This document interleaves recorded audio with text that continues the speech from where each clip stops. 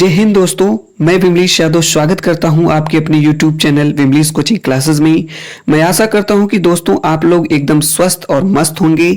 दोस्तों UPSSC पेट exam के लिए हम आपको संधि की स्पेशल क्लास प्रोवाइड करा रहे हैं। इससे पहले की वीडियो में हम आपको स्वर संधि की पहचान सिखाए हैं और आज की इस क्लास में हम लोग जो है व्यंजन संधि की पहचान को सीखेंगे। व्यंजन संधि की पहचान दोस्तों, किसी शब्द को देख करके हम ये कैसे पहचानेंगे कि इसमें व्यंजन संधि ही होगी। तो हम आपको कुछ कॉन्सेप्ट और ट्रिक के माध्यम से दोस्तों बताएंगे। तो आइए देखते हैं। दोस्तों व्यंजन संधि को जो है हल संधि के नाम से भी जाना जाता है, यानी कि व्यंजन संधि को हल संधि भी कहते हैं। कई बार एग्जाम में पूछा गया है। जैसे स्वर संधि को अच संधि कहा जाता है, जबकि व्यंजन संधि को हल संधि कहा जाता है। ये कई बार कई एग्जाम में ये क्वेश्चन पूछा गया है। तो आइए देखते हैं दोस्तों। जैसा कि यहाँ पे देख पा रहे होंगे, इसका पहला रूल है कि शब्द के बीच में अगर कहीं पर भी तीसरा वर्ण आए तो वहां पे आपका व्यंजन संधि होगा। ये तीसरा वर्ण क्या होता है दोस्तों? जैसे देखिए क वर्ग में क आएगा, फिर ख, फिर आपका ग। तो ये पहला है, ये दूसरा है, ये ग क्या है? तीसरा है। उसी तरीके से आपका च है, छ है, ज है। ये ज क्या है? आपका तीसरा वर्ण है। उसी तरीके से ट, ठ, ड, ड क्या है? तीसरा वर्ण है। तो कहीं पर भी अगर किसी शब्द के बीच में तीसरा वर्ण आ रहा है तो वहां पे अधिकांशतः प्रायः व्यंजन संधि होगी। जैसा कि यहाँ पे आप देख पा रहे होंगे, जैसे दिगंत शब्द है तो यहाँ पे देखिए ग आया हुआ है, दिग्गज में ग आया हुआ है, वागीश में ग आया हुआ है, अजंत में ज आया हुआ है, आजादी में ज आया हुआ है, अब्ज में ब आया है। ये प वर्ग का देखिए तीसरा है, प फ ब, ठीक है। सुबंत में भी ब आया है, सद्भावना में भी देखिए द आया है, त थ द, ये तीसरा है कि नहीं? तो ये तीसरा वर्ण है। सडानन में देखिए ट ठ ड आया है। तो किसी भी शब्द में यदि तीसरा वर्ण आए तो वहां पे अधिकांशतः आपकी वहां पे व्यंजन संधि होगी। अगला कॉन्सेप्ट हमारा ये है व्यंजन संधि की पहचान का, कि कहीं पर भी आधा वर्ण आए और प्लस वही पूरा वर्ण आए तो वहां पर भी व्यंजन संधि होगी।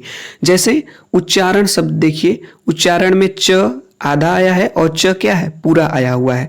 सज्जन में ज एक बार आधा आया हुआ है, फिर पूरा आया है। उड्डयन में ड देखिए, तल्लीन में देखिए ल एक आधा है और एक क्या है? आपका पूरा है। उज्ज्वल में यहाँ पे देखिए उल्लेख है, जगन्नाथ है। तो कहीं पर भी आधा वर्ण प्लस पूरा वर्ण आए तो वहां पर आपका व्यंजन संधि होगी। जैसे यहाँ पे हमने लिखा है, जैसे डबल, यहाँ पे आधा च है, पूरा च है।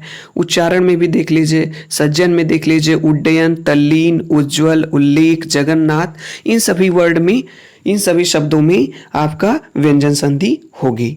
ठीक है, अगले कॉन्सेप्ट पे चलते हैं। अगला कॉन्सेप्ट हमारा ये है कि अगर कहीं पर भी शब्द के बीच में ड़ या अंत में, यानी कि जो ड़ शब्द है यदि शब्द के बीच में आता है या अंत में, वहां पर भी व्यंजन संधि होगा। जैसे परिणाम, देखिए ड़ आया है कि नहीं? प्रमाण, ठीक है। परिणाम में भी देखिए यहाँ पे ड़, ऋण में भी ड़ आया हुआ है। तृष्णा, विष्णु, रामायण, इन सभी शब्दों में व्यंजन संधि होगी। अगर किसी शब्द में छ से पहले आधा च और द से पहले आधा ध वाले शब्द किसी भी शब्द के बीच में आ रहे हैं तो वहां पर भी आपका व्यंजन संधि होगा। जैसे अनुच्छेद, परिच्छेद, विच्छेद, उद्धार, तद्धित, सब में देखिए यहाँ पे, ठीक है। इन सभी शब्दों में बीच में ये सब वर्ण आ रहे हैं, इसलिए यहाँ पे आपकी व्यंजन संधि होगी। ठीक है, अगले कॉन्सेप्ट पे चलते हैं। अगला रूल हमारा है, यदि कहीं पर भी स आ जाए और स के ऊपर क्या हो? अनुस्वार लगा हो और शब्द का पहला अक्षर हो तो वहां पर भी आपका व्यंजन संधि होगा। जैसे इनसे बने हुए शब्द देखिए, संसार, संयोग, संविधान, संस्कार, संरक्षक, संहार, संकल्प, ये सभी आपके क्या हैं? व्यंजन संधि हैं। ठीक है, इसी तरीके से अगले कॉन्सेप्ट पे चलते हैं। अगला हमारा है कि शब्द के बीच में यदि कहीं पे मूर्धनी स, मूर्धा वाला जो श है वो आपका आ जाए तो वहां पर भी आपका व्यंजन संधि होगी। जैसे विषम हो गया, अनुषंगी हो गया, सुषमा हो गया, सुसुप्ति हो गया। यहाँ पे देखिए बीच में स वर्ण आया है, मूर्धा श आया हुआ है, इसलिए आपका यहाँ पे व्यंजन संधि होगा। तो व्यंजन संधि की पहचान के लिए कुछ विशेष कॉन्सेप्ट हैं दोस्तों, इसको हम एक बार ब्रैकेट में यहाँ पे कर दिए हैं। एक बार में ही आपको समझ में आ जाएगा।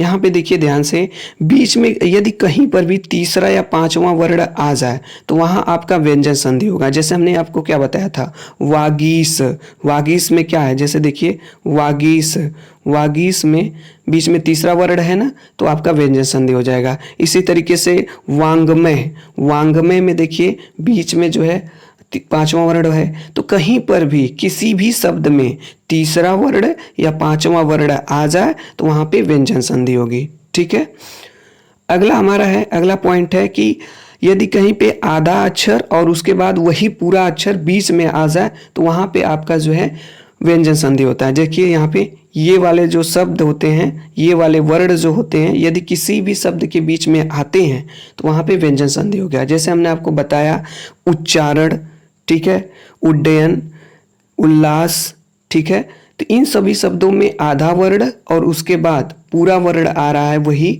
तो वहां पे भी व्यंजन संधि होगी। ठीक है, ड़ बीच में या अंत में आए, जैसे परिमाण लिखते हैं या परिणाम लिखते हैं, ठीक है, तो वहां पे भी आपका व्यंजन संधि होगा। अगर ये स के ऊपर अनुस्वार लगा हुआ और ये प्रारंभ में आए, जैसे संग्राम लिखते हैं, संस्कार लिखते हैं, संसार लिखते हैं, इन सभी शब्दों में भी हमारी व्यंजन संधि होगी। और ये आपके मूर्धा वाला जो स है, ये यदि शब्द के बीच में आता है तो वहां पे भी आपकी व्यंजन संधि होगी। ठीक है, जैसे विषम लिखते हैं, ठीक है, उसके बाद ये वाले जो शब्द हैं, अगर कहीं पे ये वाले वर्ण भी लग रहे हैं तो वहां पे भी व्यंजन संधि होगी। जैसे अनुच्छेद लिख रहे थे, उद्धार लिख रहे थे, उद्धृत लिख रहे हैं, तो वहां पे भी व्यंजन संधि होगी। तो व्यंजन संधि पहचानने का दोस्तों हमने एक आपको क्लू बताया है। इसके माध्यम से आप अधिकांशतः शब्दों में आप ये पता कर पाएंगे कि इसमें व्यंजन संधि ही होगी। ठीक है दोस्तों, यदि आप चैनल को पहली बार देख रहे हो, इस चैनल पे पहली बार विजिट कर रहे हो, तो चैनल को दोस्तों वैसे ही सब्सक्राइब कर लीजिए, बेल आइकन को प्रेस कर लीजिए और ऑल पर क्लिक कर लीजिए ताकि क्लास का नोटिफिकेशन आप तक पहुंचता रहे।